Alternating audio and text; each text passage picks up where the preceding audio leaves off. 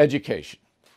So here in New York, there's a brawl going on in Manhattan in the elite high schools that cost $60,000 a year to send the urchin to.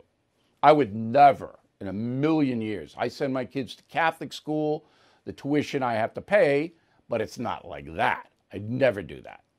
Anyway, many of these elite schools and public schools as well are teaching CRT. Do you know what CRT is? That is critical race theory. To second graders, third graders, CRT. I thought it was like a heart thing. Right? No.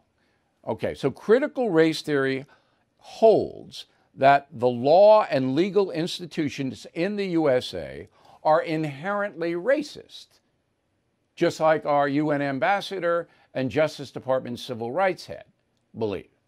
They teach the kids this as fact, not as a theory, as fact. Well, some parents are going, no. And there's a brawl here, all right? And then we did research, and we found out in Virginia, Loudoun County, in Massachusetts, and I'm sure in thousands of other school districts across the country, this CRT is being taught as fact. So I wanted to talk to Dr. Bruce Gilley. Remember that name? He is a professor of political science at Portland State University in Oregon, and he has been speaking out against this indoctrination of radical left ideas for years. He still has his job at Portland State, which is amazing because they've tried every way in the world to get him out of there. And Dr. Gilley joins us now from Portland. All right, did I sum up your situation accurately? Yeah, you sure did, Bill. And they're still trying, but I'm still here. All right. And listen, if they get you, it's all over because there are not many professors like you. So let's deal with the overarch in college first, then we'll go to high school. This critical race theory is challenged in very few campuses. Is that true? Yeah, there's not much pushback. It crept in along with all the changes in higher education since the 1960s.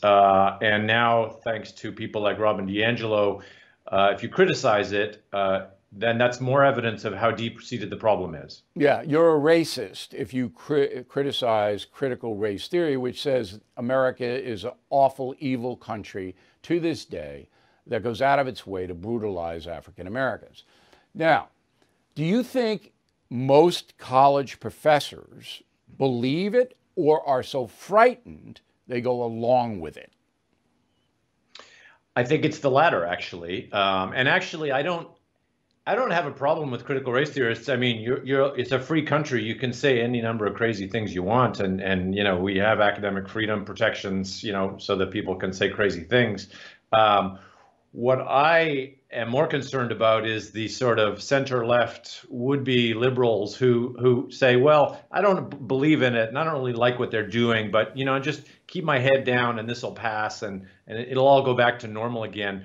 Those people, to me, are the real traitors to academic freedom, free speech, and the expectation of the taxpayer that their universities and colleges should be places of open debate and a variety of perspectives. I wrote a column, and it's posted on BillO'Reilly.com this week, about victims and how it robs people, especially children, of incentive, Professor.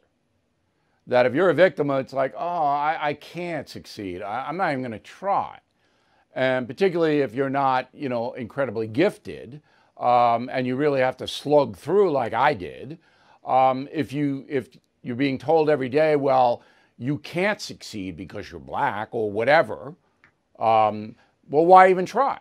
Why just sit there and just demand stuff? And we're seeing more and more of that in this country.